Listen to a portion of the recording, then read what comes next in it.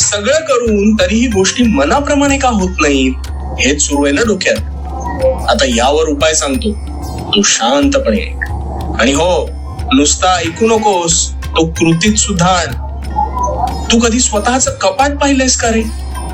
आता तू म्हणशील ते मी रोजच पाहतो, त्यात काय? अरे त्यातूनच आता तुझ्या मनातले प्रश्न सोडवतो बघ. ते जे तुझं कपाट आहे ते प्रचंड भरलेलं असेल ना, पण कधीतरी त्यातल्या नको असलेल्या गोष्टींचा विचार केलायस का? नाही.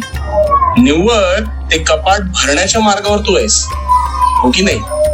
पण मग एक दिवस अशी गफलत होते की हवी असलेली गोष्ट आपल्याला सापडत नाही.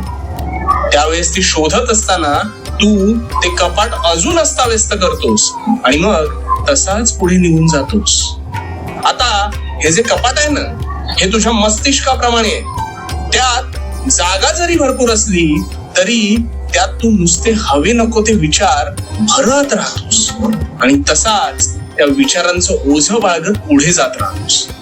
आणि मग तुझ्या कळत नकळत नकारात्मक विचार तुझ्या मनावर अधिराज्य गाजवू लागतात आणि त्यातून मार्ग काढताना सुद्धा अपेक्षित मार्गच मिळत नाही.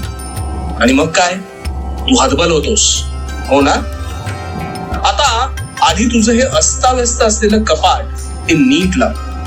मग ते लावत असताना नको असलेल्या गोष्टी क्षणाचाही विलंब न लावता त्यातून काढून टाक आणि निव्वळ आवश्यक गोष्टी ठेव.